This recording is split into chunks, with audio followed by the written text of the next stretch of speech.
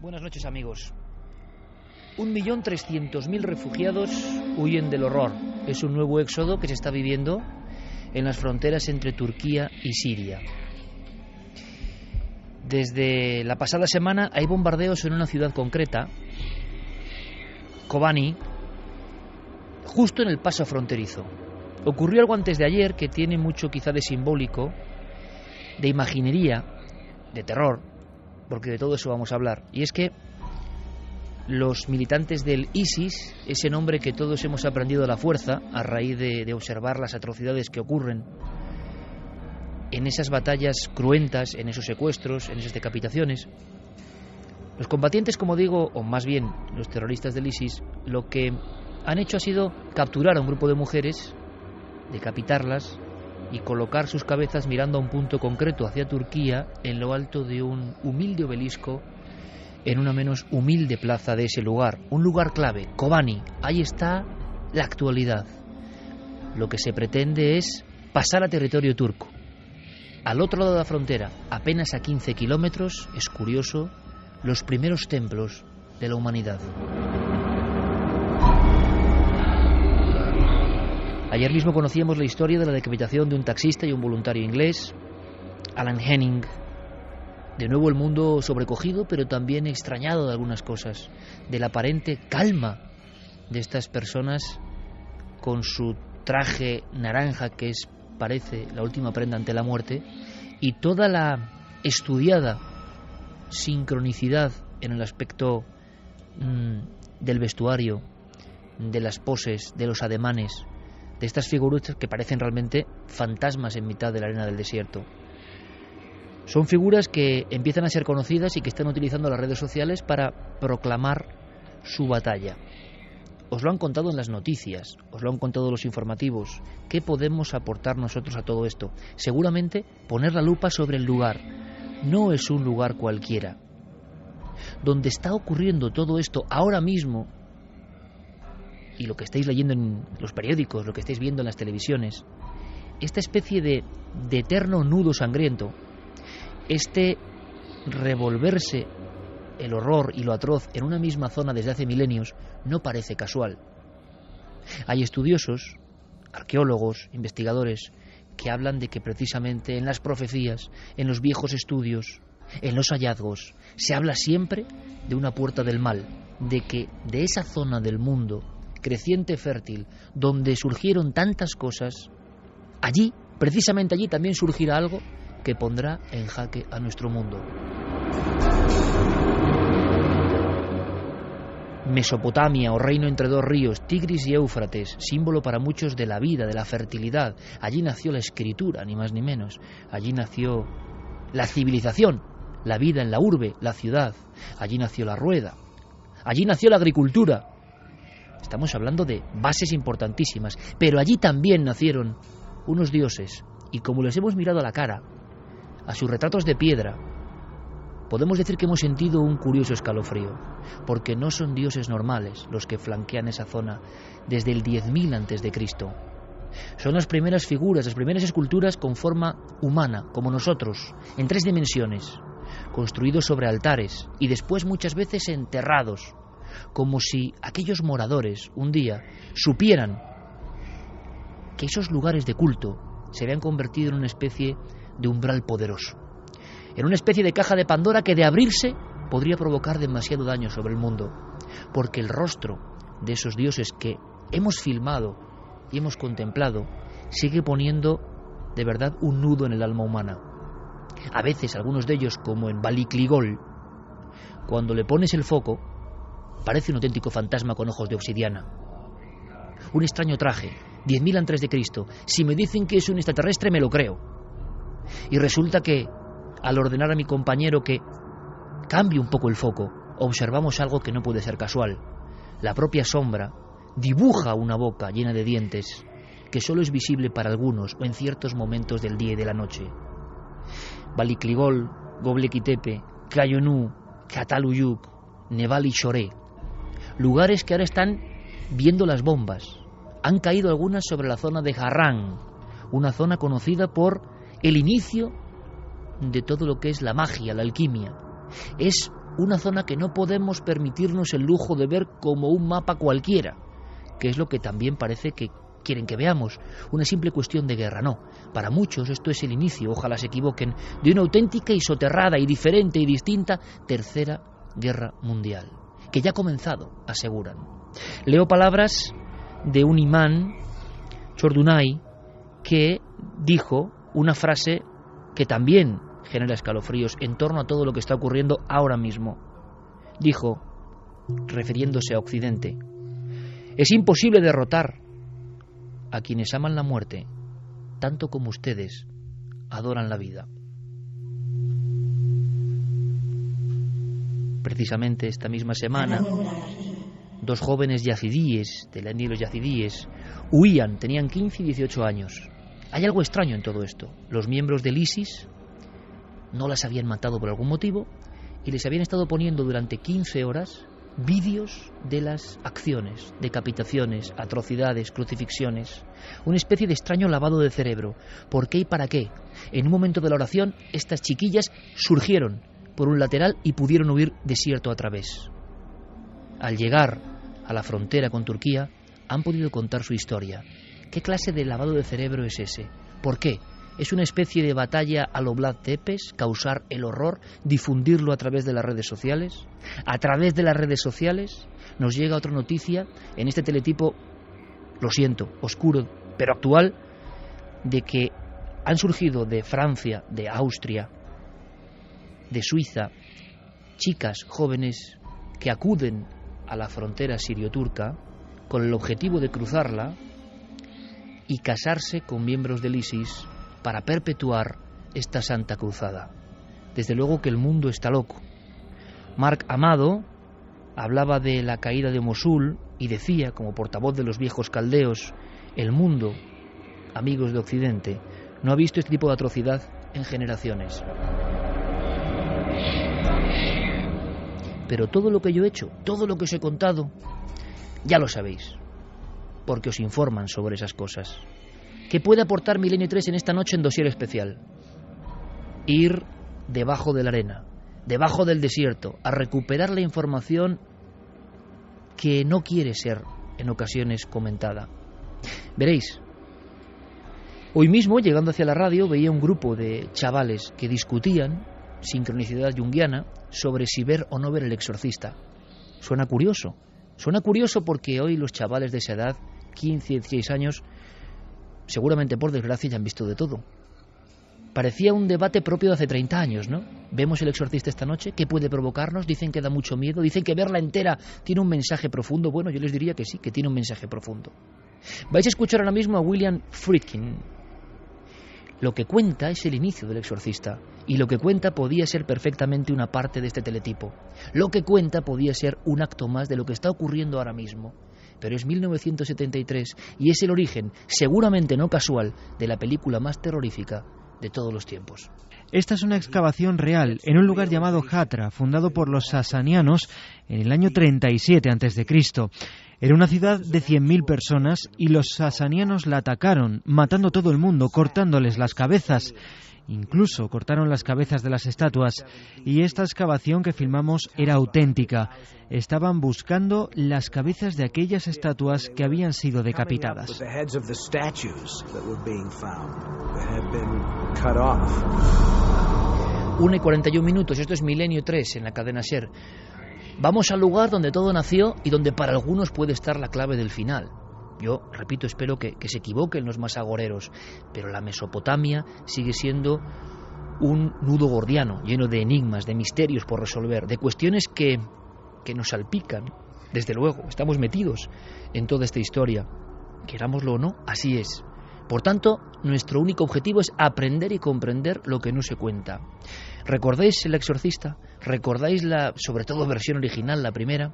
¿Recordáis aquella escena con la que empieza un sol inmenso, Irak, 1973, unas excavaciones, y da la sensación de que los arqueólogos, trabajando solo en lo material, sin comprender lo que hay ahí, han abierto un peldañito, una parte de la caja de Pandora? Se hace presente el Pazuzu, el dios de los vientos, el demonio de esas tierras. Es la primera aparición y no es visual, es sonora.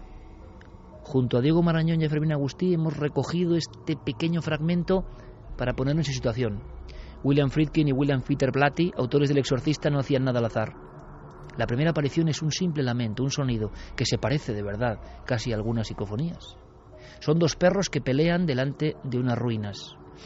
Para muchos las ruinas nunca tienen que ser revueltas. Ahí ocurre. Y de pronto el espectador siente que el mal ya se ha hecho presente. Quizá es lo que esté ocurriendo ahora mismo.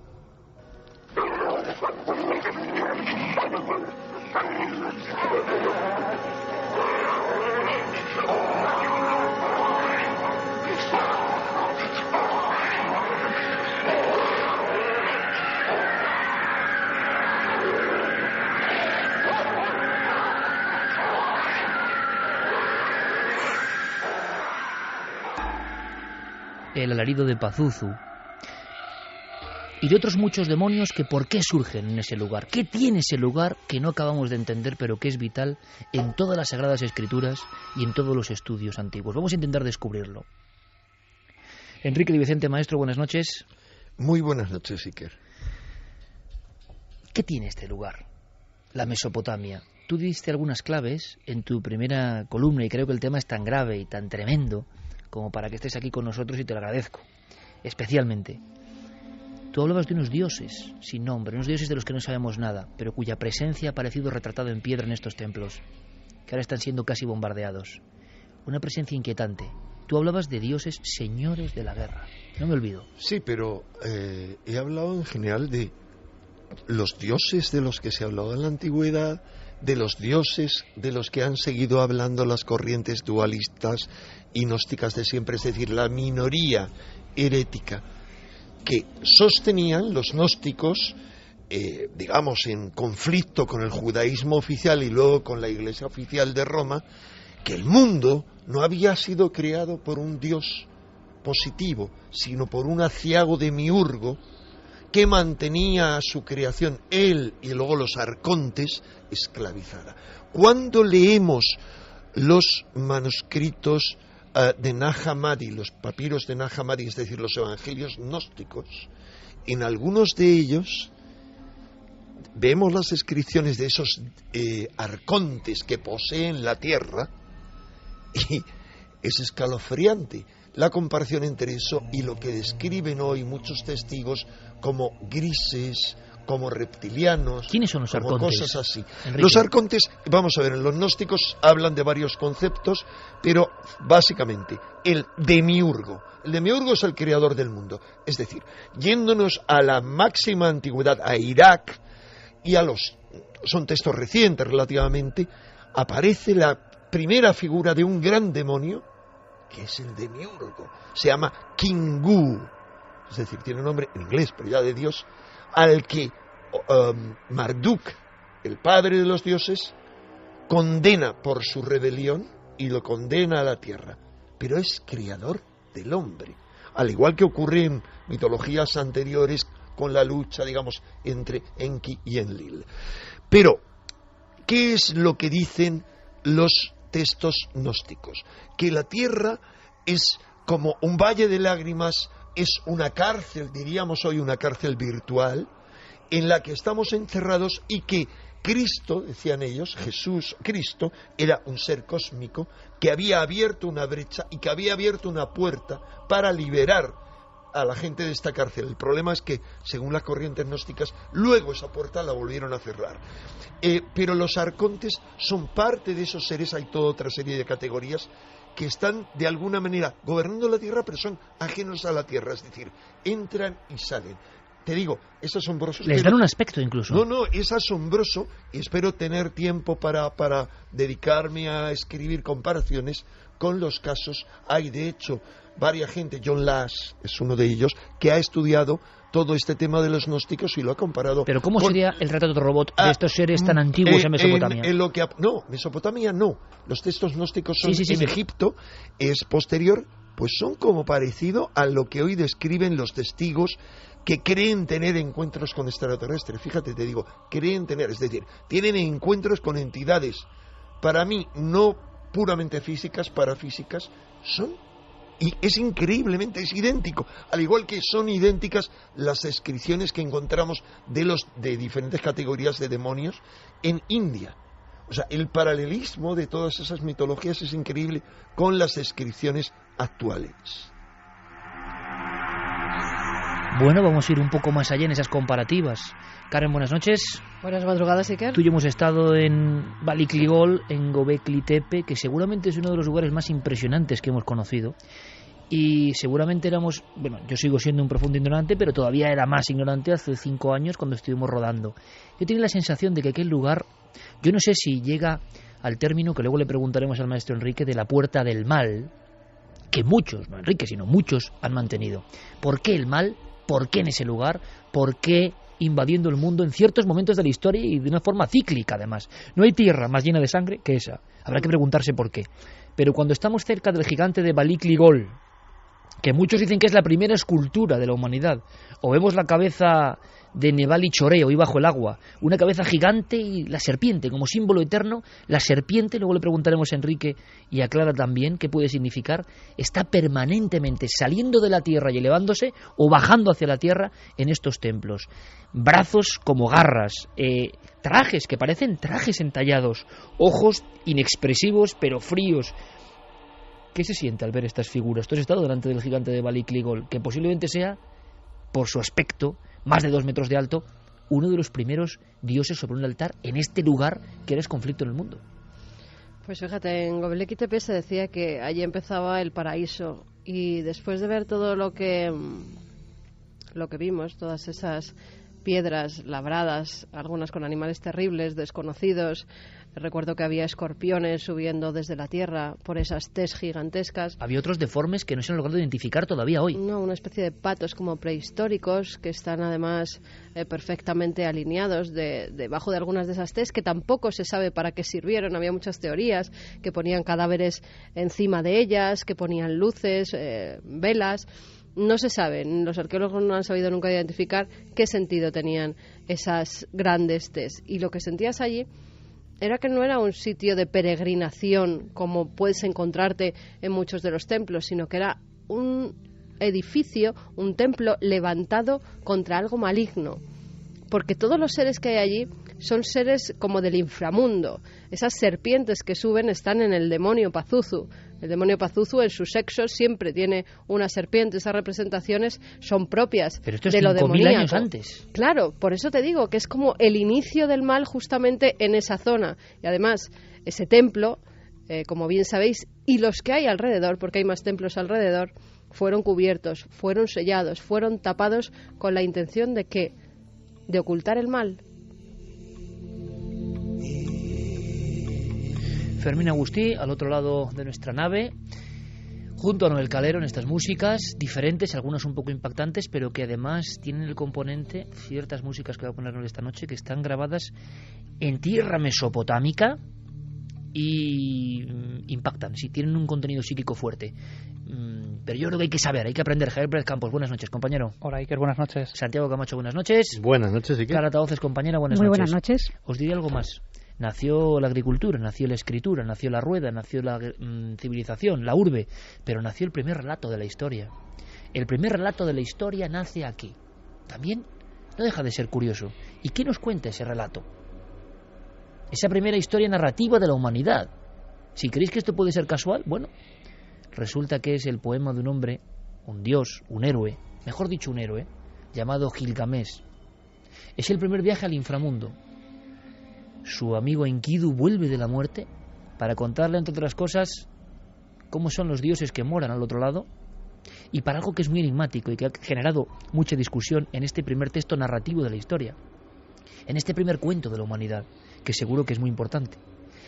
Y es que al viajar al inframundo, al viajar como un héroe solo y atemorizado, pero también lleno de valor al inframundo, Gilgamesh comprende incluso hasta por qué la muerte es necesaria para los humanos. ¿Por qué la muerte es necesaria para los humanos, aunque nosotros no la comprendemos? Todo esto hace 5.000 años en esas mismas tierras. La historia de Gilgamesh o el primer viaje heroico. ¿Por qué? Se recuperó en una serie de tablillas. En ese mismo punto sobre el que hoy planea nuestra nave radiofónica, Asurbanipal, un guerrero culto al mismo tiempo y rey, instauró la primera gran biblioteca de la historia. La primera gran biblioteca de la historia. Se han recuperado solo unas 22.000 tablillas. La inmensa mayoría, magia, religión, conocimiento oculto, astronomía. Dijo él, el propio Asurbanipal, que pretendía recuperar todo el saber secreto en el secreto oficio de los escribas.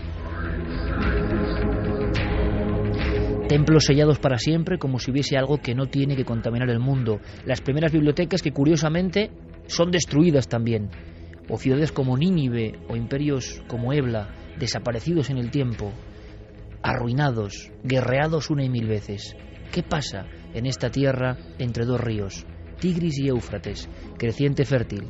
Vamos al libro de texto donde nació la civilización, sí, pero nos parece que han pasado muchas más cosas que nunca jamás nos han contado.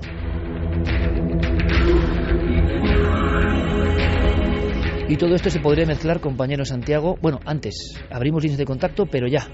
Sí, vamos a abrir las líneas de contacto donde, por lo menos en Twitter, hay ya muchísimos mensajes opinando sobre un tema tan de actualidad, ¿no? Y sobre una zona que siempre ha estado tan en guerra, tan maldita.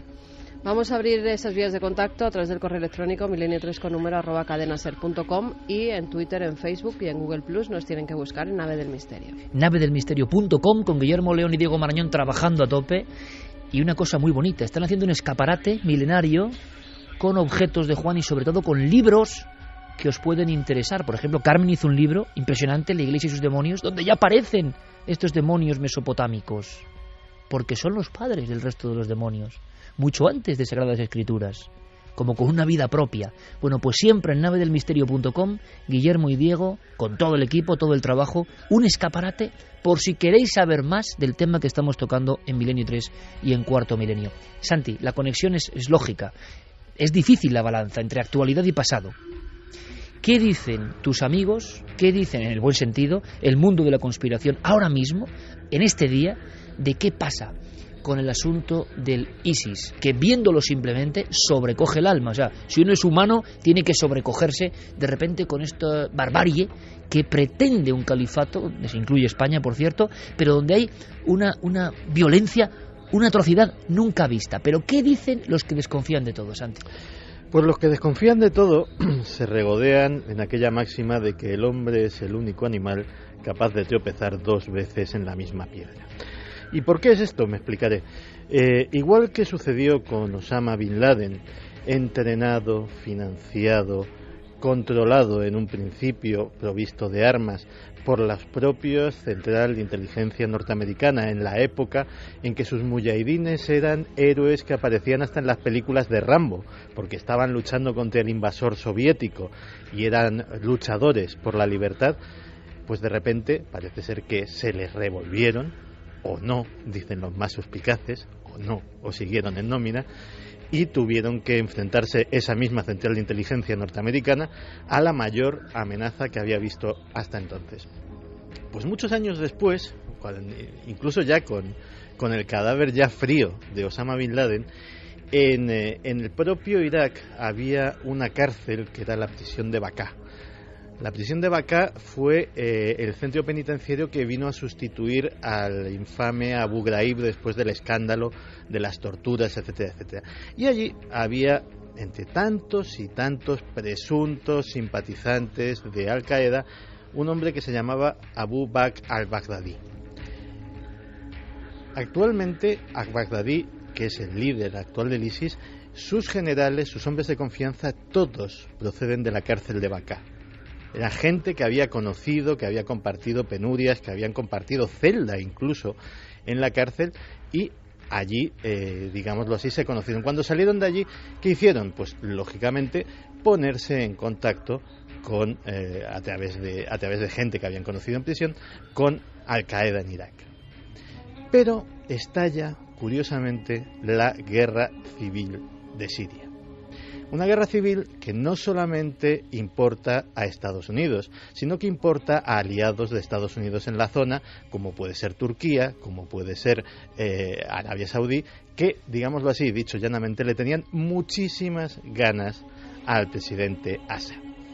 Pues bien, en el momento en el que surgen unos nuevos luchadores por la libertad, algunos venidos de Libia después de haber derrocado a Gaddafi, algunos procedentes incluso de Irak, otros genuinamente sirios, cuando surgen unos nuevos luchadores por la libertad, empiezan a surgir fondos, empiezan a surgir líneas de armamento, empiezan a surgir campos de entrenamiento clandestinos, exactamente igual que en la época de los muyahidines de Afganistán.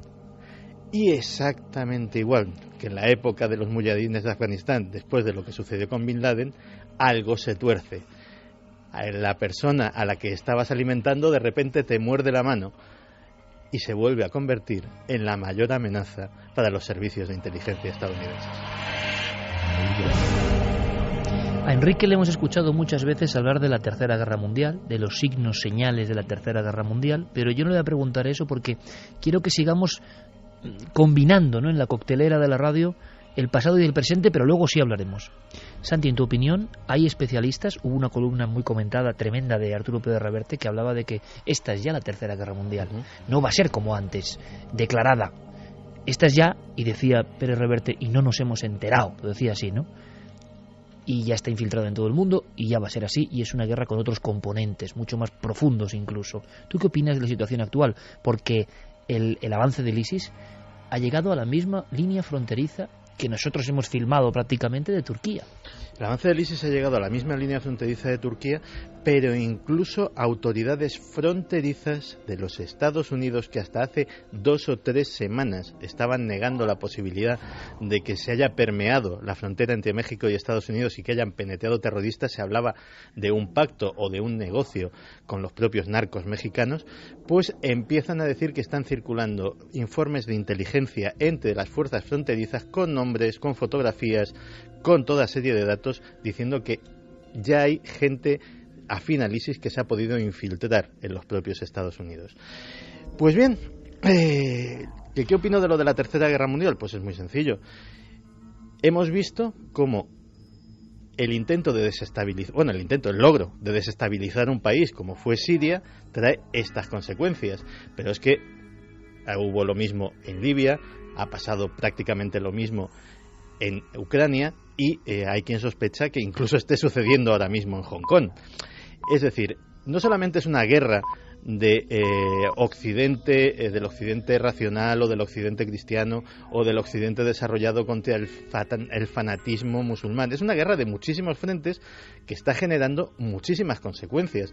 Es una guerra en la que Rusia está buscando recuperar su papel como contrapeso de la unipotencia actual que son los Estados Unidos, en la que China está reclamando su territorio también y su zona de influencia, y en la que en medio de todo eso no se sabe si como peón de alguien o como actor de primer orden ha surgido el ISIS, que recordemos que ahora mismo controla un territorio mayor que el del Reino Unido, un territorio habitado por 8 millones de personas, la inmensa mayoría de las cuales son auténticos rehenes.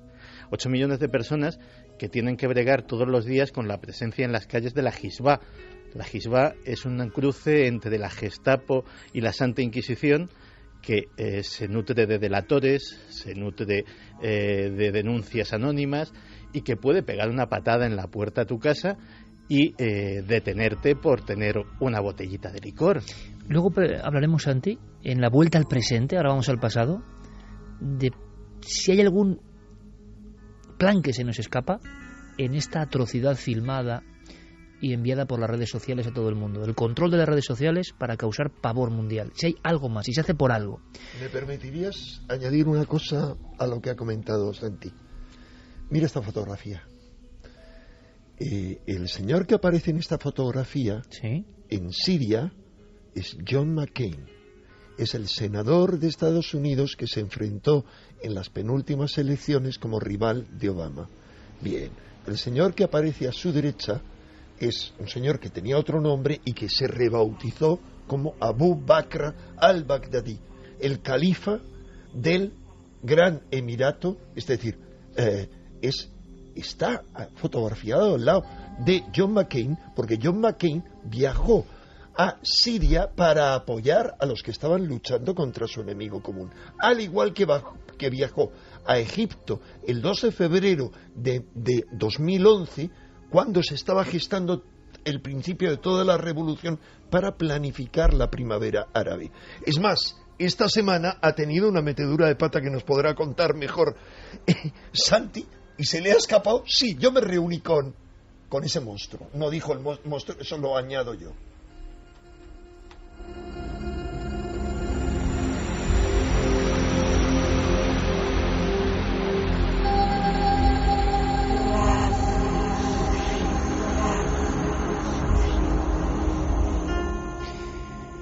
La puerta del mal, Enrique. Vamos vagando del pasado al presente, del presente al pasado y intentando sacar la ecuación del futuro, que es lo que interesa a muchísimos oyentes, evidentemente. Hay cosas que son un poco increíbles, ahí están los documentos.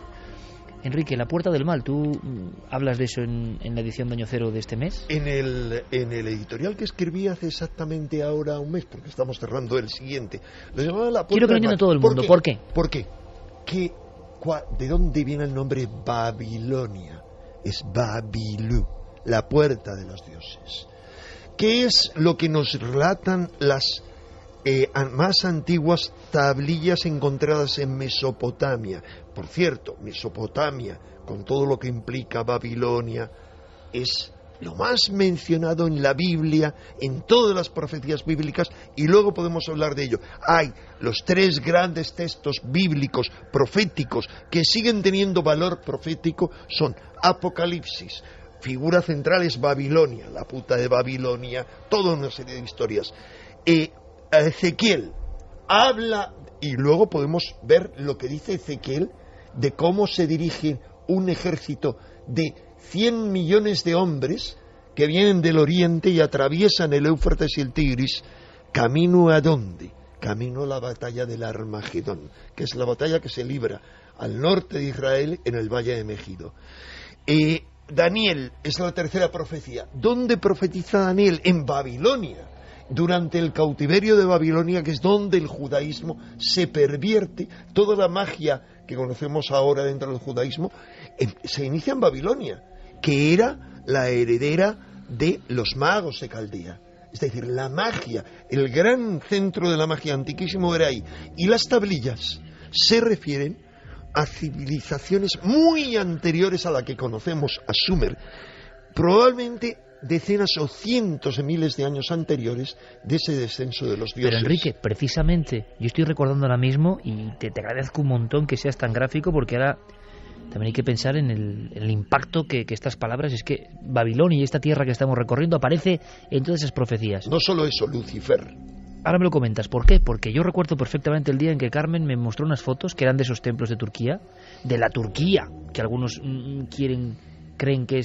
piensan que es el Kurdistán y que está pegado a Siria y quiere bombardeos, y yo era tan impresionante lo que se veía que pensé que eran fraude. Luego pudimos filmarlos.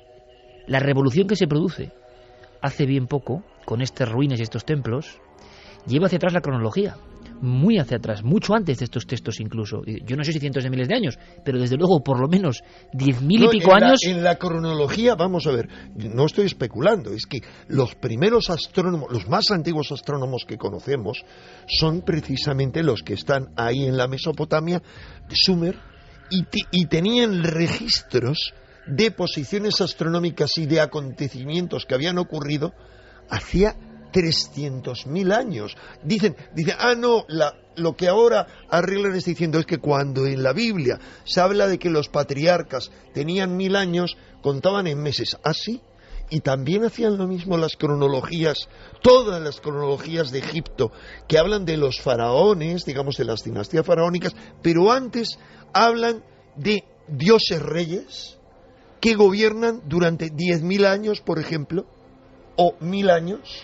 Al igual, es decir, es... En esta tierra, Enrique, para que todo el mundo nos comprenda, todo. Hay una crónica antiquísima de los primeros magos que hablan de unos seres, dioses, ultradimensionales, extraterrestres, criaturas, imaginaciones, cada uno ponga lo que quiera, pero que bajan a la tierra y que gobiernan de alguna forma la tierra. Es curiosísimo que el salto del neolítico sea allí. Es decir, somos seres que andan por las cuevas y vamos buscando frutos en los árboles y matando animales, y el salto exacto a normas, leyes, postrarse ante nuevos dioses, agricultura para ser sedentario y forma de ciudad, es decir, somos hijos todavía del Neolítico, va y se produce ahí. Pero tú has dicho Lucifer.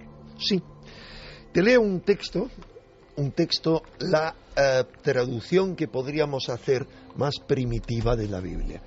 En la Biblia solo aparece Lucifer. La palabra Lucifer es una mala traducción que se hace en la Vulgata, es decir, en la traducción de la Biblia de los antiguos textos hebreos al latín. Y la versión original dice, refiriéndose a un rey de Babilonia, dice Yahvé, su rival, Yahvé: ¿cómo has caído del cielo, astro rutilante, hijo de la aurora, y has sido arrojado a la tierra, tú que vencías a las naciones?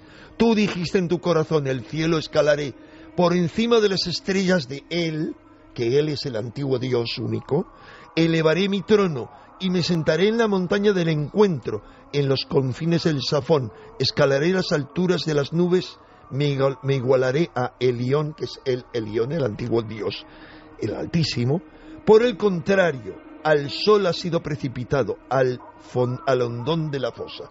Lo que está hablando se está refiriendo a un rey, y a un rey al que luego traducen como Lucifer, el hijo de la aurora. ¿Por qué le dice eso? Le dice eso por algo que se encuentra cuando uno analiza cuidadosamente todos los textos. Hay dioses que son arrojados después de un combate y que son encerrados en la tierra y que toman posesión a lo largo de generaciones de cuerpos humanos, crean las monarquías y se perpetúan en esas monarquías esos mismos dioses durante muchas generaciones. Y se refiere a uno. ¿Por qué habla de que va a la reunión de los dioses en la montaña del encuentro? Porque además esos dioses encarnados en reyes que se repartieron toda esa zona, está descrito en la Biblia con todo detenimiento, se reunían, no sé si una vez al año o cada 10 años, en el monte Safón.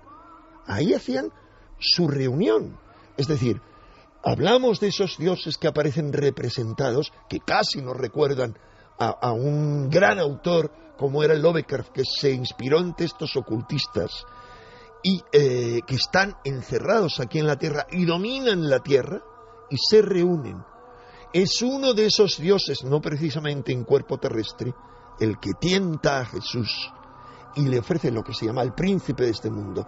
Al cabo de esa cuarentena que pasa en el desierto, y le dice, todo esto puede ser tuyo si te pasas a nuestro bando. Jesús elige el camino opuesto.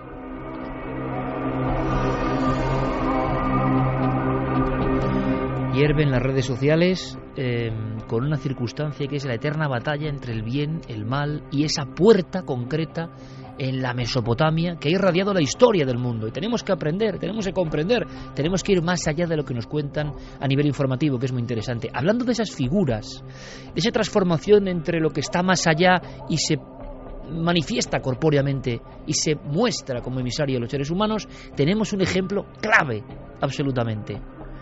La película más terrorífica de todos los tiempos no lo es porque sí. Y da igual lo que digan quienes piensen de presupuestos, de actores. No.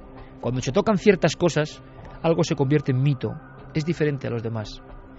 Friedkin y Peter Blatty eligen la ciudad de Hatra, la ciudad de los decapitados, donde las cabezas humanas y las cabezas de piedra hicieron un mosaico que imagino terrible, ¿no?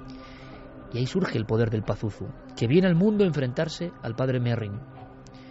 Bueno, de Pazuzu quedan por saber algunas cosas, porque se ha convertido casi en símbolo, sí, pero tiene mucho más. Lo que contaba Enrique, parece una recreación casi de un Lucifer mucho más antiguo que baja a la tierra y que tiene una serie de significados que podemos aprender esta noche. Sí, porque en toda la zona de Mesopotamia además había una división de demonios.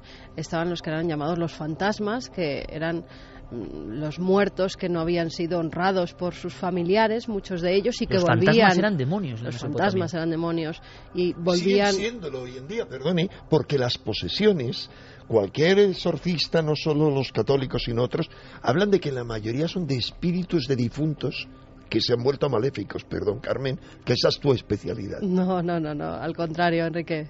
Fenomenal que hagas esos apuntes porque es verdad, se sigue creyendo en esa tradición y sobre todo estos espíritus volvían cuando no se hacían libaciones, cuando no se llevaban a las tumbas pues las comidas, las flores y precisamente venían para atormentar a los vivos. Había una segunda etapa de demonios que eran los que eran mitad demonio y mitad hombre.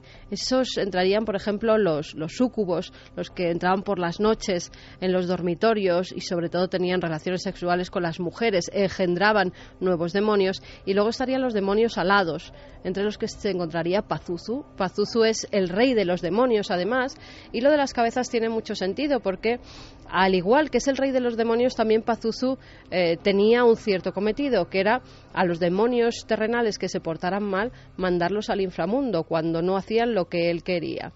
Por eso esas cabezas, muchas veces de Pazuzu, que además se siguen encontrando en yacimientos arqueológicos e incluso se siguen subastando en grandes casas de subastas, y parece que hay muchos seguidores de ese demonio porque también eran utilizados como amuletos. Lo de las cabezas no es broma, el llevar una cabeza de Pazuzu era protegerte contra los demás demonios, porque tú ya llevabas el rey de los demonios con el que no te podían hacer nada. Era un demonio amuleto.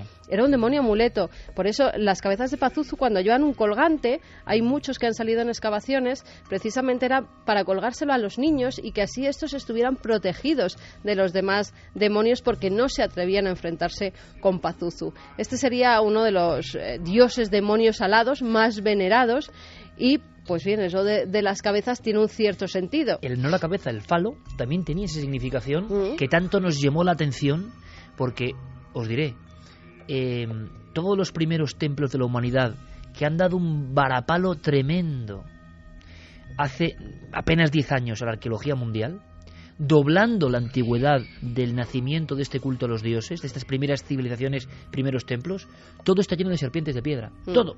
Sí, además fíjate, era curioso porque las serpientes parecían subir del inframundo. Todas parecían estar reptando, escalando hacia arriba, como si vinieran del infierno y fueran a la tierra a atormentar a los que estaban en la tierra. Tiene un sentido, igual que el sentido sexual que tiene en el Pazuzu cuando es puesto o bien en la cola, en la parte trasera, que o bien es una serpiente o bien se le representa también con la cola de un escorpión, como la malignidad hecha, y en el sexo la serpiente, ¿no? Representando también el mal, la mujer. Entonces, tiene mucho sentido que todos esos animales extraños estuvieran, por ejemplo, en Göbekli Tepe, y en algunos de los yacimientos, por ejemplo, en Arran se han hecho excavaciones donde también aparecían esas figuras. Siempre ha sido un lugar arqueológico con animales que han tenido que ver siempre con el inframundo y con el demonio, animales malignos. Nosotros pudimos estar en Arran y tenemos algunas imágenes difíciles de olvidar. Eso lo contamos luego. Vayamos al presente. Santi, se está difundiendo desde el verano, porque toda esta revolución o esta actividad o esta oscuridad va cobrando fuerza a partir de un discurso de este hombre, al-Baghdadi. Muchas personas se suman a ese movimiento. Ese movimiento tiene una escenificación muy concreta, que ahora comentaremos. Usan las redes sociales para causar el pavor, pero también buscar la adhesión. Hemos visto que cuando el equipo del exorcista va a Hatra, encuentra de hace 5.000 años cráneos decapitados y cabezas decapitadas. ¿Por qué la decapitación? ¿Qué elemento simbólico puede haber ahí dentro? ¿Y por qué se está haciendo esta campaña del terror? Que, como decíamos, encontramos similitudes, pues por ejemplo en Vlad Tepes, cuando empalaba, pero empalaba en ciertas zonas visuales para que el resto de las personas del mundo de los Cárpatos tuviera terror. Esta guerra del terror 2.0, ¿por qué? Pues mira, haciendo el símil que hacíamos antes de si esto era la Tercera Guerra Mundial, si al-Baghdadi fuera Hitler, a su lado tiene que haber un doctor Goebbels exactamente igual de maligno y exactamente igual de innovador en el manejo de los medios de comunicación. Fíjate, por ejemplo, en algo tan atroz como son los vídeos de las decapitaciones. Cuando hace unas semanas un rehén francés fue decapitado en Argelia por un grupo simpatizante, Yo que por desgracia tengo que ver estas cosas, pues me di cuenta de que aquello no tenía nada que ver, no había liturgia, no había puesta en escena, no había composición de los planos, era simplemente pues una barbaridad. Lo que hacen los del ISIS es una barbaridad perfectamente escenificada. Desde la elección del vestuario, tiene ese mono naranja que es exactamente el mismo de los prisioneros de Guantánamo. Es la revancha perfecta, la venganza por esa cárcel que ha estado y sigue abierta durante años y que consideran todos los adherentes a la yihad como una auténtica bofetada en la cara. Pues esa es la auténtica venganza. Los planos perfectamente medidos, el vestuario también del verdugo que tiene que ser occidental, de ascendencia occidental o de habla occidental, porque hay que dejar muy claro dos cosas: a los occidentales que puedes tener el enemigo en casa, pero a los descontentos, a los amargados, a las personas que han tenido que muchas veces sufrir el menosprecio de sus vecinos o de sus jefes, aquellos que están desarraigados en Occidente, también hay que dejarles claro de que tú puedes ser el que puede llevar el cuchillo la próxima vez, tú puedes ser el que puede tomarse la revancha. Es decir, cada elemento de esos vídeos está tan pensado, tan calculado, tanto como para espantar a una parte, como para atraer a la posible clientela por otra, que realmente estamos hablando de que detrás de esos vídeos hay personas que no improvisan en absoluto. Los vídeos de propaganda, con su música, su montaje, no es un vídeo cutre de YouTube, no es ni siquiera los vídeos que hacen, hoy es la segunda vez que salen, los narcotraficantes mexicanos. No, son auténticos videoclips, son auténticos anuncios publicitarios de reclutamiento, banderines de enganche, en los cuales se muestra a los heroicos muyahidines pues cometiendo sus atentados, y es lógico que entre ese núcleo de personas estén recuperando, estén obteniendo esos reclutas nuevos. En cuanto a la decapitación, de entrada estamos hablando de un grupo que reclama el tradicionalismo. La decapitación ha sido desde el siglo VII una forma de pena de muerte extendida en el mundo islámico. Por otra parte, hay interpretaciones, igual que existen interpretaciones de la Biblia por parte de sectas extremistas cristianas que desvirtúan completamente el significado de los evangelios, por ejemplo, pues ellos se basan también en interpretaciones de determinados pasajes del Corán, en los cuales vendrían a decir que hay que decapitar al infiel. Es una interpretación muy libre y muy suya, no quiere decir que el Corán diga esto. Es que no lo dice. Hablaba Santi de extracción de frases concretas de Sagradas Escrituras. Bien, Enrique, yo creo que esto es importante. Hablando de las profecías que antes anunciabas, hay muchas profecías, y esto puede interesar a nuestra audiencia, que se refieren precisamente a este territorio que ahora está siendo la polémica. Pero precisamente, milimétricamente. Precisamente, mira, sabes que he traído aquí una bolsa cargada de libros. Tengo una buena biblioteca, me deshice de parte, pero una amplia biblioteca de está profecías. La de Asurbanipal y luego la tuya. En fin, por poner un poco de ligereza a un tema tan tremendo, ¿no? Pero lo interesante, he tenido la oportunidad de conocer a los dos más famosos intérpretes en Nostradamus modernos. Uno de ellos, un tipo genial, es Jean-Charles de von Brunn, murió ya, tuve mucha amistad con él, fui su agente de prensa en España, y el otro era Daniel Ruzo, un hombre mítico, también lo conocí con más de 90 años en México. Pero lo interesante es que cuando ves los libros de esta gente, de repente, en el año 80, señalan en Nostradamus que es tan tremendamente difícil de interpretar, entre otras cosas, porque él utiliza nada más y nada menos que casi 30 tipos de lenguaje que forma parte del lenguaje de los pájaros. Es decir, hace falta conocer esos mecanismos para poderlo traducir. Todo es críptico, todo está cifrado. Sí, está cifrado, pero no hay duda, repiten una y otra vez, que los países a los que se refiere Nostradamus, donde comienza todo uno de los follones, porque habla de muchos, es Irak y Siria. Y si quieres, te leo alguna de esas profecías, no de cualquier libro, no, de un artículo mío, publicado en el número 3 de Año Cero, en el año 90, es decir, cuando hubo la invasión de Kuwait, nada más invadirse Kuwait, en el mes de septiembre, un mes después, como yo oí que venía un follón, recogí algunas de esas profecías. Y dice, por ejemplo, alguna de las cosas. Dice, entrará villano. Cuidado, yo me refería a aquella época, pero es que cuadra más con esto. Podría cuadrar con cualquier otra época. Entrará villano, perverso, infame, tiranizando la Mesopotamia, es decir, Irak. Todos amigos hechos de adulterina dama. Tierra horrible, negro de fisonomía. Bueno, es complejo, hay que ver cada cosa de esas que analiza, pero yo decía claramente que se estaba refiriendo a un cínico individuo que tiranizará Irak. Cínico al máximo, porque este individuo, primero es de un pasado muy oscuro, y luego pervierte el Islam. Es decir, allá donde Mahoma se arruinó liberando esclavos, estos esclavizan a la gente. Allá donde Mahoma y pidió a sus seguidores que respetaran a los cristianos y a los judíos, porque eran seguidores de un Dios único y de un profeta como él, estos crucifican, no solo a ellos, sino a los que ellos consideran tafkires, herejes, o sea, a los chiíes y a otros muchos. No solo eso, sino allá donde estos, a todas las mujeres de los países que invaden, les cortan el clítoris, violan a las vírgenes para procrear más gente para la yihad, pero de paso para dar paso a su satisfacción antes de llegar al paraíso, donde tendrán muchas vírgenes. Violan vírgenes. Mahoma tenía un respeto absoluto por las mujeres desde su propia mujer, su hija.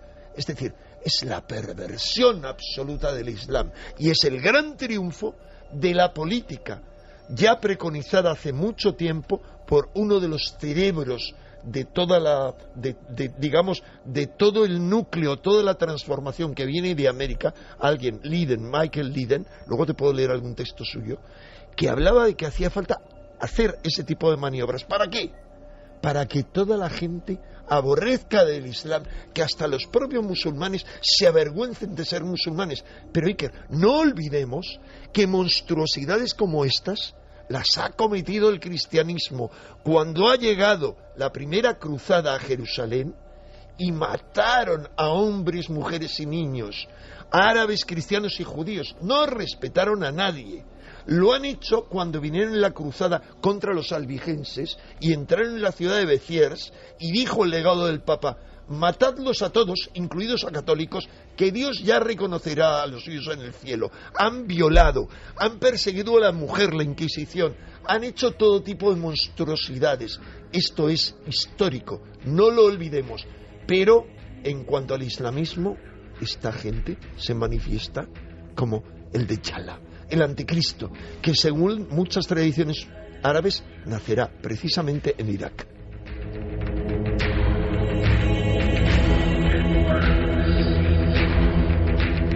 Dos y 25, palabras potentes, rotundas. Vamos ahora con vuestros mensajes, vamos a ver cómo cala todo esto en nuestro público, y lo que estamos haciendo, lo dejamos muy claro, simplemente es indagar en esos terrenos en los que nadie indaga y proporcionar esa información diferente. Vamos a hacer luego un viaje rápido, casi fugaz, por Siria y por Irak, para comentar algunas cosas interesantes, pero hablaba Enrique de sus profecías, o de su estudio de las profecías, con la Primera Guerra del Golfo.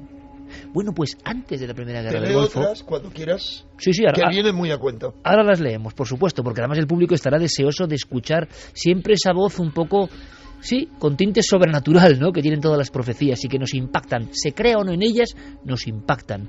Pero Nacho Ares, nuestro compañero, nos trae una también brevísima historia que indica que cuando ha habido grandes conflictos, Primera Guerra del Golfo, también se acudió a debajo de la arena y enterrado por la arena del desierto y el tiempo, había cosas muy simbólicas, muy potentes. Por ejemplo, la historia de la tablilla de Jabba. ¿Conocéis esta historia? En el año 1989 se produjo uno de los grandes descubrimientos de la historia arqueológica en la antigua Siria, hoy Irak. En el palacio noroccidental de Nimrud aparecieron tumbas de reinas pertenecientes al siglo VIII antes de nuestra era. En concreto, la más importante de ellas era la tumba de la reina Yaba, esposa de Tiglat-Pileser III. El tesoro era increíble. Lo que más impresionó a los arqueólogos fue el descubrimiento de una tablilla conocida como un texto de execración, en donde se lanzaba una maldición contra todo aquel que entrara de forma impía en la tumba. No fueron pocos los que encontraron en él una explicación a los acontecimientos convulsos que vivió el país pocos meses después, cuando Irak invadió Kuwait y devino todos los problemas que conocemos en la década de 1990. Las tablillas de execración, la protección de las tumbas, la extraña sensación que ocurre si uno va más allá de la arqueología, porque la arqueología oficial, la normal, ve una serpiente en Gobekli Tepe o en las cabezas de Nebal y Choré, en los primeros dioses, y dirá que era una serpiente que era propia del entorno, se quedará ahí. Su deber es quedarse ahí. Ahora, la simbología, el ocultismo va un poco más allá. ¿Por qué la serpiente subiendo por la cabeza? ¿Por qué subiendo de debajo de la tierra hacia la realidad? La serpiente casi como forma energética. ¿Qué nos querían decir hace 12.000 años en los primeros templos de la historia? En esos templos que algunos ven como cajas de Pandora que nunca tuvieron que ser reabiertas de nuevo. Vamos con algunos mensajes, con algunas de las opiniones. Bárbara Carrillo dice: la civilización mesopotámica es una de las más interesantes y más olvidadas. En la carrera de Historia del Arte apenas la tocamos. Quizá es demasiado difícil de estudiar en profundidad. Juan Manuel Malle: los demonios siempre manipularán a los seres humanos, por algo son muy superiores a todos los vivos de la tierra. Javier Calvo Fernández: los fanáticos no entienden lo que dice su religión, sino que la aplican a su barbarie, que no tiene ninguna justificación. Gema Clemente dice: decir que me da auténtico pavor el ISIS es quedarme corta. David Elías nos decía: hola, me llamo Wilfred, soy un milenario desde hace muchos años, he tenido la suerte de poder vivir en Turquía y visitar algunos de sus sitios mágicos. Sin duda me quedo con la noche que pasé en la cueva de Capadocia. Sentí como si hubiese retrocedido en el tiempo miles y miles de años, metido en mi saco de dormir, y a través de la pequeña ventanilla que tenía la cueva visualizaba cientos de cuevas gracias a la luz de la luna. Por la cabeza solo me pasaba una cosa: lo deshumano del ser humano. Es algo que las palabras no pueden describir, hay que vivirlo. También estuve viajando por el Kurdistán turco haciendo autostop. Solo vi gente bondadosa, te ayudaban en todo lo que podían. En fin, no hay nada como viajar y descubrir la verdadera naturaleza de las personas que pueblan el mundo, que en su mayoría son buenas, no como nos cuenta la televisión. Yo ya he despertado. Un saludo, sois geniales. Entidad Oscura decía: hay teorías que dicen que en la Biblia están reflejados los acontecimientos futuros. Borja: pocas muertes son tan terribles como las decapitaciones. A la víctima se le somete a una humillación inimaginable. Alejandro de la Peña: individuos cuerdos e instruidos, saben de comunicación, de marketing, no son locos ignorantes, es peligrosísimo. Ben Orson: yo creo que la situación del ISIS en Siria ya es una guerra mundial, ya que están implicados países de todo el mundo. Antonio Rubio: ya estoy imaginando lo que se nos viene encima durante las próximas décadas del siglo XXI con lo que está diciendo Santiago Camacho. Decía ese amigo oyente que él ya había despertado, ¿no? Pero desde luego esto parece un sueño de tinieblas en ocasiones, no sabemos dónde está la luz, tiene que haberla, pero la situación es delicadísima. Vamos a ir con profecías de la Biblia, pero antes, rápidamente, Javi, has hablado con un especialista de los pocos en España que ha estado en los últimos 30 años trabajando, recuperando arqueología como comisionado en estos lugares. Sí, Pedro Azara es un arquitecto que fue comisario de la exposición antes del diluvio que preparó la Caixa, y él propuso ese proyecto para estudiar el imaginario mítico arquitectónico mesopotámico, y precisamente por eso obtuvo el permiso por parte del gobierno iraquí y por la embajada española para acceder a zonas, a yacimientos a los que no se entraba, a los que no se permitía el acceso desde los años 80. Y es muy curioso, Javi, y viene que ni al pelo, que hemos tenido a William Friedkin, que se sorprendió de que le dejaran rodar en Irak en el 73. ¿Sabéis lo que pidieron las tropas del partido de Saddam Hussein? Esto es sorprendente, Enrique, a ver si lo sabes. No. Que a cambio de rodar les enseñaran a construir sangre falsa con los efectos del cine. Friedkin le extrañó muchísimo. A cambio de instrucciones para la sangre falsa, os dejamos rodar. 1973. Ahora tenemos a un español que ha podido estar en esos templos. Vamos a escuchar algo que es sorprendente. Es que este arquitecto le llama la atención algo que empieza a ver, que es que había como templos malditos. Sí, él habla de que, bueno, lo primero acuden allí en comisión en un convoy militar para protegerse. Lo que encuentran es que hay grandes templos o grandes construcciones que han sido destruidas entre varias causas porque estaban construidas con barro y adobe, y el paso del tiempo pues ha causado que acabaran destruyéndose. En otros casos incluso eran los propios arqueólogos que no sabían diferenciar muy bien entre el paisaje y las construcciones y acababan destruyéndolas para acabar y para acceder al interior de la tierra. Precisamente en ese interior de la tierra encontraron muchos templos que en ocasiones habían sido construidos solo para volver a ser enterrados. Pedro Azara nos cuenta por qué. Los templos estaban a menudo relacionados con el tipo de divinidad a la que estaban dirigidos. En concreto hay un templo que se llama el Giparu, en Uruk, que está perfectamente conservado por una circunstancia curiosa. Este templo fue construido en un terreno virgen, y como en el imaginario mesopotámico no se puede ocupar ningún territorio que no ha sido previamente ocupado por el ser humano, porque toda la tierra pertenece a los dioses, cuando era necesario construir en un terreno hasta entonces no ocupado, lo que hacían era que construían el edificio, lo enterraban y luego construían encima el mismo edificio. Se encontraron muchas figuras y en especial le llamó la atención una, como contaba antes Carmen. La cabeza, la huella del Pazuzu era constante en toda esa región. Sí, porque yo le preguntaba precisamente por esa escena de la película El Exorcista en la que encuentran la cabeza. Y él decía que esta era una escena más o menos habitual porque había varios Pazuzus que habían encontrado en esa época. También una de las razones era porque el Pazuzu era el gran enemigo de un demonio femenino llamado Lamastú. Este demonio se alimentaba del cuerpo de los recién nacidos y de las madres, y precisamente para espantarlo ellas también utilizaban el Pazuzu, las imágenes, la cabeza del Pazuzu, para colgarla en los niños o en las habitaciones, y era muy habitual encontrarlos. El más conocido es el que aparece en la película El Exorcista, que está en el Louvre, pero existen muchos más Pazuzus. Las esculturas que se han encontrado de Pazuzu son pequeños bronces.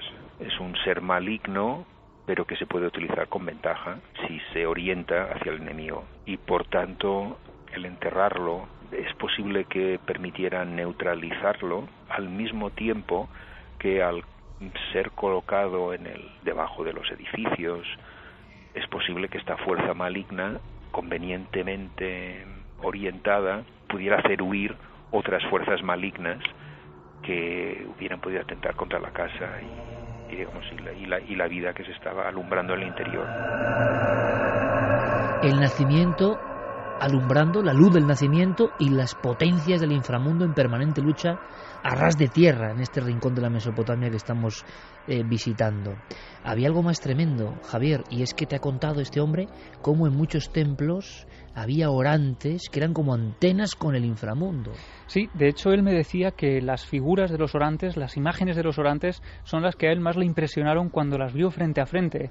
Esas figuras pues que parecen personas con los brazos en el pecho, con las manos en el pecho, como si estuvieran dirigiéndose a esas deidades, pues me contaba que eran utilizadas en los templos para favorecer la conexión con lo invisible, para hacer que lo remoto, para que esos dioses estuvieran presentes en los templos. Y no solo eso, sino que a su vez, cuando una persona erigía uno de estos templos, tenía que llevar a cabo una serie de rituales precisamente para pedir el permiso y para dar las gracias a esos seres del inframundo. Muchos eran laberínticos, era un laberinto donde uno se perdía como el inframundo, pero hay algo que nos cuenta este comisionado en Mesopotamia, le agradecemos muchísimo que nos conceda estas palabras, porque es trabajar en un equipo desde allí, recogiendo las piezas, ¿no?, directamente.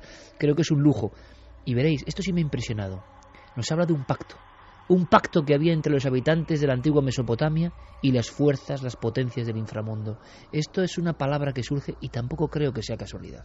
Toda construcción sacra o profana venía precedido por toda una serie de rituales, la ceremonia de la colocación de la primera piedra, etcétera, puesto que todos estos edificios necesariamente tienen cimientos que se adentran en el interior de la tierra y por tanto roban el espacio que pertenece a los dioses infernales, con los que hay que pactar mediante ofrendas, mediante depósitos fundacionales, amén de toda clase de amuletos, etcétera, para proteger el edificio de la furia de las potencias invisibles.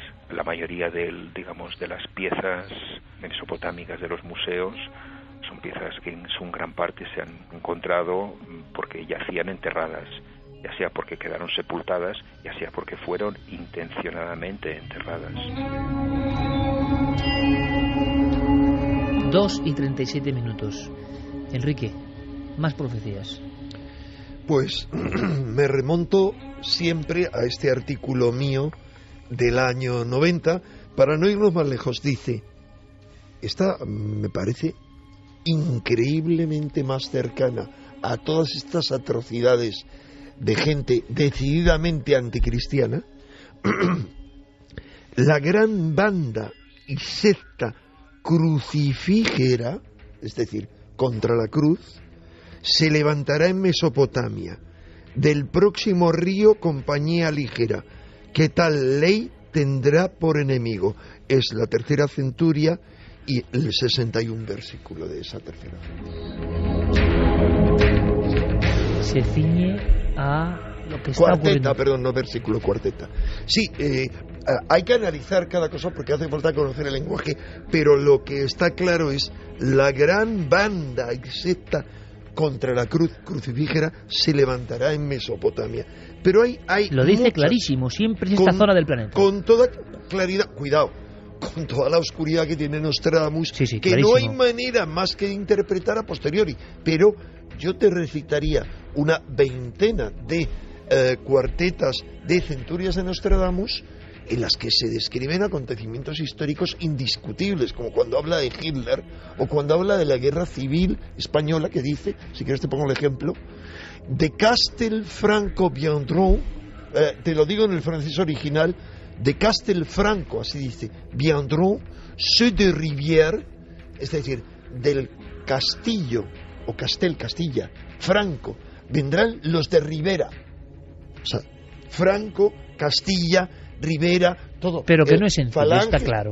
Está clarísimo que desenvolver el entuerto de Nostradamus no es muy sencillo, no, porque viene de Mesopotamia. Pero es que él no tiene millones de cuartetas de esas, no, que es muy simple, que es que hay 10 centurias con 100 cada, o sea, son menos de 1000 predicciones las que hay.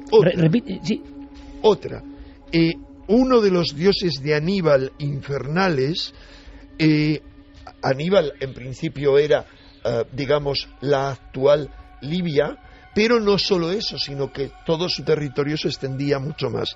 Hará renacer terror de los humanos, nunca mayor horror pudieron decir los diarios, journals, dice, cuando no existían los periódicos, que sucedió, vendrá por Babel a los romanos, es decir, a los cristianos. Se repite una y otra vez, Babel, Babilonia, Mesopotamia.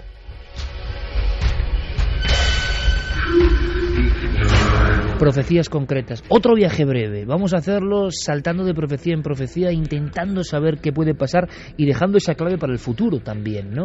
Que luego Santi y Enrique nos contarán.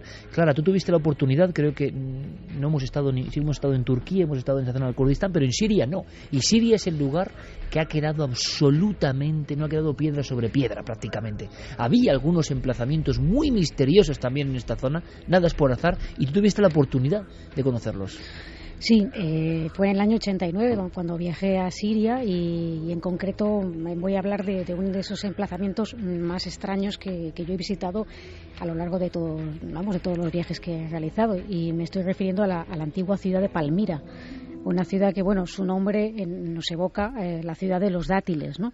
Y bueno, pues precisamente hace pocos días, a finales de septiembre, el mes pasado, las fuerzas de la coalición antiterrorista, encabezadas por Estados Unidos, han bombardeado posiciones yihadistas, precisamente las ruinas de Palmira.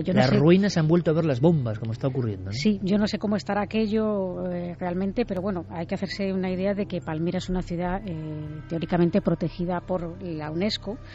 y que fue Patrimonio de la Humanidad desde el año 80 y está incluida desde el año 2011 en la lista de los lugares que están en peligro precisamente por conflictos bélicos en el mundo. Las noticias que tenemos de Mosul, Raqqa, lugares muy concretos, muy simbólicos, donde estaba la antigua Nínive, Ebla, lugares llenos de profecías, las noticias que llegan están completamente, sobre todo toda la simbología que había también cristiana, desarbolados, ¿no?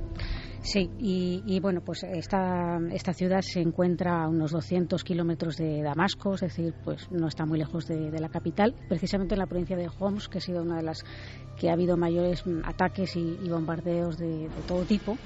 Y bueno, pues esta ciudad era una antigua ciudad nabatea que también, bueno, pues nos acordaremos, por ejemplo, de la también misteriosa Petra, ¿no? Otro lugar, otra ciudad que está en medio del desierto, ¿no? Excavada en el desierto, pues esta ciudad también está en medio del desierto. Y bueno, en ella reinó una mujer, Zenobia, que fue la segunda mujer del príncipe Odenato de Palmira, que fue asesinado, y entonces ella se hizo con el mando, con el poder de la ciudad. Y bueno, pues esta mujer también tuvo una extraña trayectoria. Se hablaba de ella como una especie de maga, de hechicera, de Circe, ¿no? Una especie de mujer muy poderosa. La magia de nuevo presente, aunque su reinado pues fue muy efímero, ¿no? Fue desde el 267 hasta el 272, el momento en el que fue hecha cautiva por el emperador romano Aureliano, quien la hizo tirar de un carro encadenada con unas cadenas de oro, ¿no? Y su final es bastante enigmático, no se sabe qué pasó con ella, se le pierde la pista, pero se habla de varias hipótesis. Una de ellas es que se le perdonó y se retiró a vivir a Tibur, el actual Tívoli, donde murió después, y hay otras versiones como que fue decapitada, estamos hablando hoy de muchas decapitaciones, o que pereció a causa de una grave enfermedad que la dejó postrada en cama, ¿no? Y es curioso porque en esta ciudad de Palmira parece que el protagonismo de la mujer, de la maga, de la hechicera, de la sacerdotisa, se repite después en forma de una... Bueno, hay que decir que Palmira, después de esto, tuvo una siguiente revuelta, y posteriormente fue destruida totalmente por un terremoto en el año 1089, ¿no? Todas las ciudades que estamos comentando, todas las ciudades que han sido nombradas aquí han tenido 6, 7, 8 destrucciones en los últimos milenios, que es curioso, ¿no? Sí, además esta era una ciudad realmente esplendorosa. Estamos hablando de 200.000 habitantes en una ciudad que realmente llama la atención en esa época, ¿no? ¿Qué te pareció lo más enigmático? La visión que tienes, la fotografía que te llega. La fotografía que tengo no es de la propia Palmira, donde se encuentra precisamente el templo de Bel, que sería antiguo Baal, que ya es llamativo, donde sacrificaban animales, sino precisamente 1 kilómetro más allá, al oeste, se encuentra el Valle de las Tumbas, le llaman, y es un lugar tremendamente evocador, misterioso a no poder más, donde te encuentras una serie de torreones. Algunos están ya muy derruidos, ya estaban derruidos en aquella época cuando fui yo, imaginaos ahora cómo deben estar, y aunque había alguna torre perfecta, cuadrada, y eran tumbas que albergaban pues algunas hasta 500 personas enterradas allí, decoradas como si fueran viviendas, es decir, eran como casas de muertos, ¿no? Donde tenían esculturas de quiénes eran los muertos, se les veían perfectamente las caras, sabíamos los nombres de esas personas, mosaicos que representaban a todos los muertos que allí yacían, y que yace como en mitad del desierto esta ciudad. Y es tremendo, eso es un lugar que te notas como si estuvieras en otro planeta, ¿no? Bueno, pues ese planeta, según las últimas noticias que nos llevan de algunos compañeros de servicios informativos, está pasándolo muy mal porque hay una destrucción masiva, podemos decir, utilizando la palabra, de toda esa región en concreto. Pero hay algo más, antes de escuchar más profecías y de poner una clave hacia el futuro, que puede ser lo importante, unas recomendaciones o unas profecías, pero propias, nuestras, ¿no? Sobre todo tanto de Santiago como de Enrique, que son los que están más metidos en esta historia, en este dossier. Pero si hablamos de una mujer, hay unos relieves muy antiguos, antiquísimos, seguramente a nivel de mujer mágica, de los más remotos que existen, Unos hablaban de la diosa Ishtar, otros de Lilith, transformaciones a lo largo del tiempo, y esa mujer sacerdotisa con toques también un poco oscuros en ocasiones, u oscurecidos, y que surge en alguno de los hallazgos arqueológicos más importantes de todos los tiempos. Hay que saber algo más, porque es yo creo que la consagración de esa mujer que para algunos era demoníaca, para otros divina. Sí, bueno, es considerada la reina de la noche, de la oscuridad, de las sombras.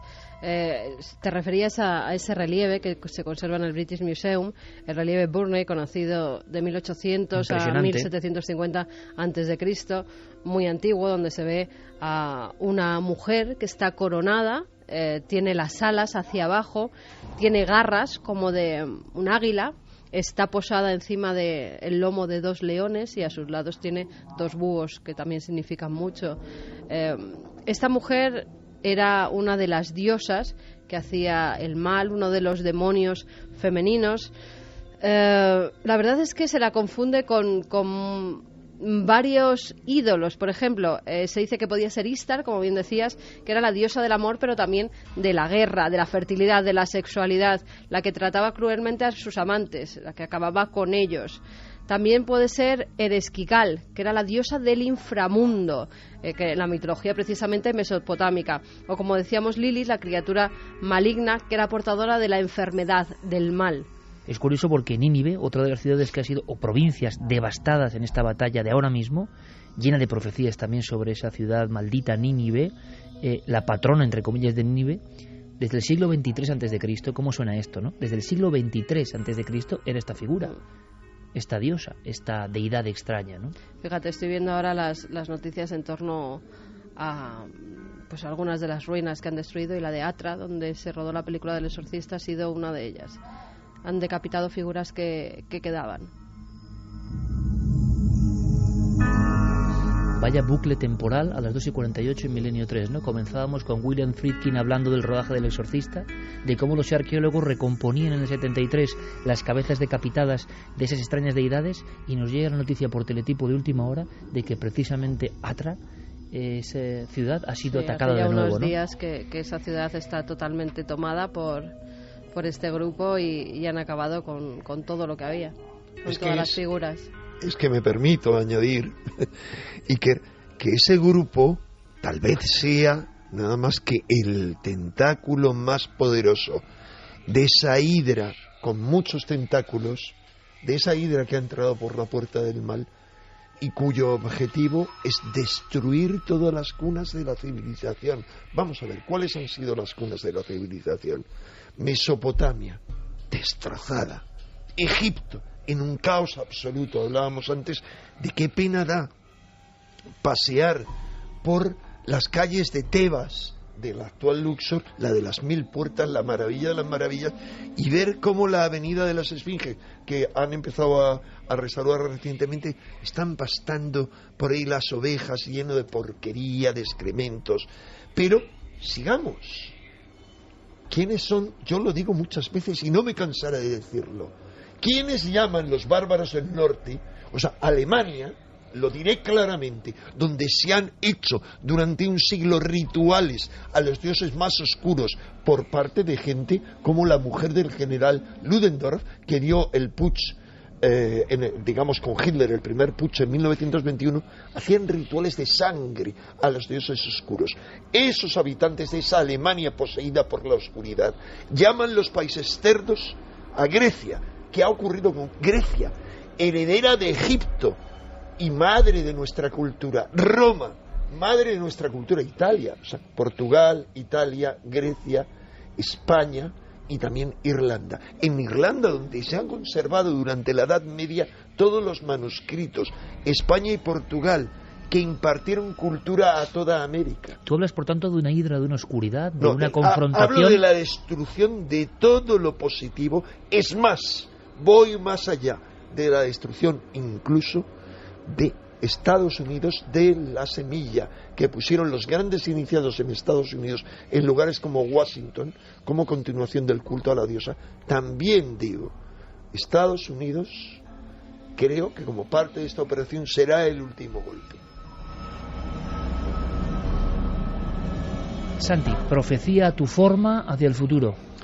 Pues la verdad es que jugar al futurismo con unos individuos que ni más ni menos que el actual jefe de Al-Qaeda, Ayman al-Zawahiri, ha mostrado su espanto con lo que están haciendo y les ha advertido que sus actos les alejarán del corazón de los verdaderos creyentes, pues ver qué puede hacer esta gente es complicado. Desde luego te puedo asegurar una cosa, ahora mismo uno de los trabajos más ingratos del planeta tiene que ser miembro de la Guardia Suiza, tiene que ser miembro de la escolta papal, porque la amenaza contra el Papa Francisco ya ha surgido de Irak, y no solamente por parte del ISIS, sino por parte de diplomáticos iraquíes que le dan verosimilitud a la existencia de ese plan. También poco sería muy conveniente visitar templos budistas en Indonesia, porque también parece que habría planeado un atentado contra un templo budista en Indonesia, a ser posible lleno de gente. En cambio, a los servicios de inteligencia lo que más les inquieta es el dinero.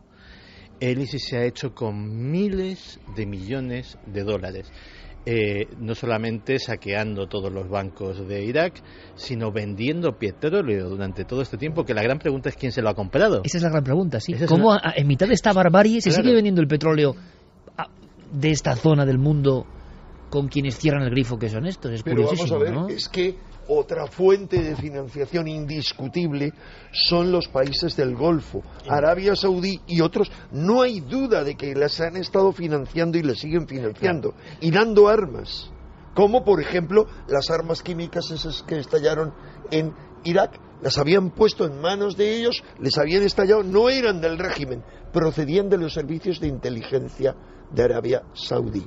Pues eso voy, Enrique. Lo que realmente tiene muy asustados a los servicios de inteligencia es que es una situación inédita en el mundo. Porque con esa cantidad de dinero en el mercado negro se puede comprar cualquier cosa. Y uno puede decir, bueno, ¿y por qué estos países que oficialmente son tan malos como Irán o como Corea del Norte no hacen estas cosas? Porque son países, porque tienen que afrontar consecuencias diplomáticas, económicas, etcétera, etcétera. Pero esto es una organización terrorista que tiene un país, que tiene los recursos de un país, pero en realidad no tiene que responder ante las Naciones Unidas, no tiene que responder ante el comercio exterior. Estamos, por tanto, Santiago, ante una circunstancia que es inédita en la historia. Inédita en la historia, por supuesto. Perdón, y añado algo más. Otra amenaza que han hecho claramente tanto ISIS como Boko Haram, que son sus aliados, que hacen lo mismo, que raptan y violan a niñas, a cientos de niñas, es que van a introducir el ébola en Occidente. Esa es una amenaza que cuadra con muchas profecías, como la que más cuadra, la que se refiere al Papa. Han dicho claramente que llegarán a Roma, pero que antes matarán al Papa. Curioso. Puedo revelar públicamente algo.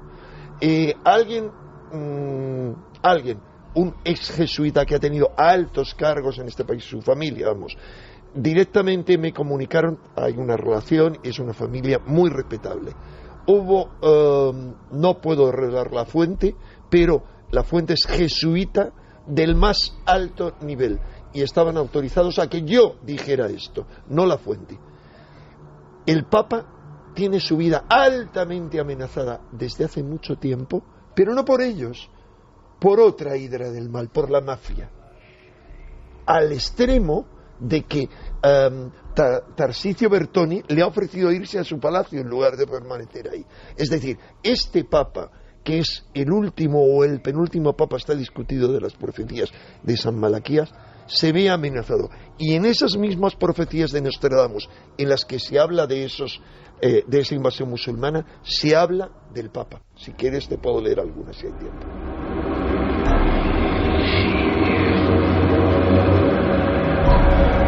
Sería irnos a profundidades que dan un poco de miedo, pero léeme. Muy breve. Los ciudadanos, séptima centuria, cuarteta 22. Los ciudadanos de Mesopotamia irán al encuentro amigos de Tarragona, es decir, los aliados de España. Juegos, risas, banquetes, toda la gente dormida. Vicario, que es el Papa, en el Ródano, tomada ciudad los de Ausonia. Bueno, tendría que analizarla. Otra.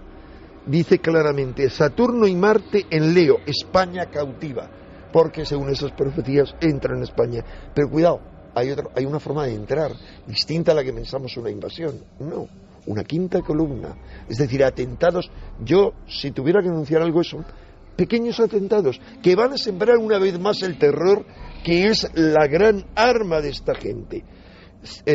Sigo. Por jefe líbico de Libia en el conflicto atrapada, próximos a Malta, herederos cogidos vivos. Todo muy, muy críptico, Enrique. Y Romano Cetro será por gallo golpeado.